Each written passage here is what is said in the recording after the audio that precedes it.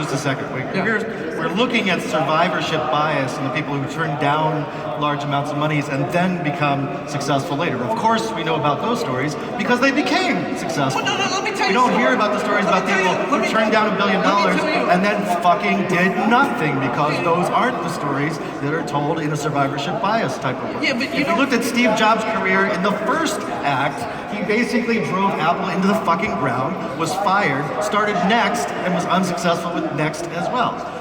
It's true, we cherry pick the myth, and that is a problem, but all right. Look, Qualtrics we started in a basement. We had no money and we bootstrapped for 10 years. No VCs were floating around Provo, Utah saying, hey, I want to give you $1 billion. It wasn't a way. Not only that, we sat in the basement and we targeted the academic market. It's probably one of the worst business models you could think of. No one was going to bet on that. And we had this belief that if we got the academics using our product around the world, then at some point people would graduate and go into the enterprise. It took 3 years longer than we thought.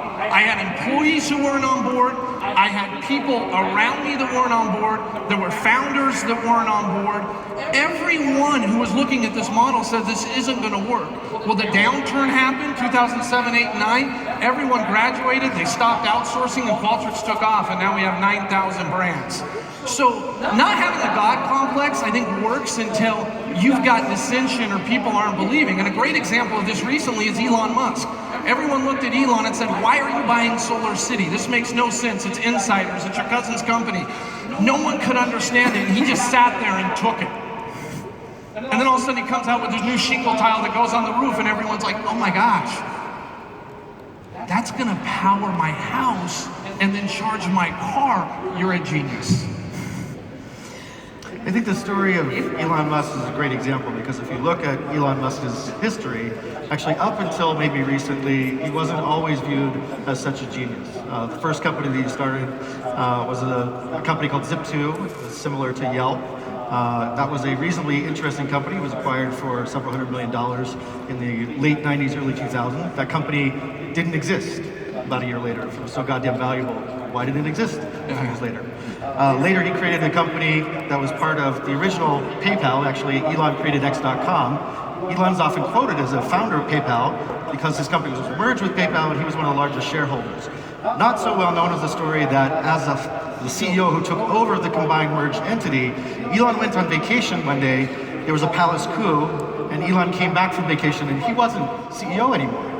Actually, it turns out that Peter Thiel became CEO again, Max was CTO, and it turned out the business model that really drove PayPal's success was not X.com, started by Elon. It was the PayPal model that was created by Peter and Max, and also maybe a few other folks. So what's it your was point? Elon's money that actually got him, that stake in PayPal, not necessarily his visionary genius. In fact, it was really his visionary genius that got him ejected from that company. All right, let's stop talking about the successes. Why don't you tell me of some examples of companies that you work with where their ego gets in the way of their success, and how often do you see that? Is it more often, or is it infrequent? I'm going to tell you about a company that's not driven on a God complex that's had success. Okay. One of my favorite companies is a company called SlideShare that was started by a husband, wife, brother team. The CEO was Rashmi Sinha. She was a woman, she was an Indian, she was an immigrant, she was a PhD. Her husband, John, was the CTO of the company, and her brother ran product development for the company back in India. That was a company that was kind of based on a family. None of them thought that they were God. That company had a very tough time raising capital because most investors did not see a minority woman as a CEO candidate. They didn't really like the fact that they were a family. They thought that was going to create all kinds of problems. That company raised about $3 million, grew itself to a large, substantial size, had tens of millions of users, and LinkedIn acquired the company for over $100 million. Very efficient use of capital, extremely great for both the team, the company, their customers, the founders. That product is still in use today as part of LinkedIn and continues to grow.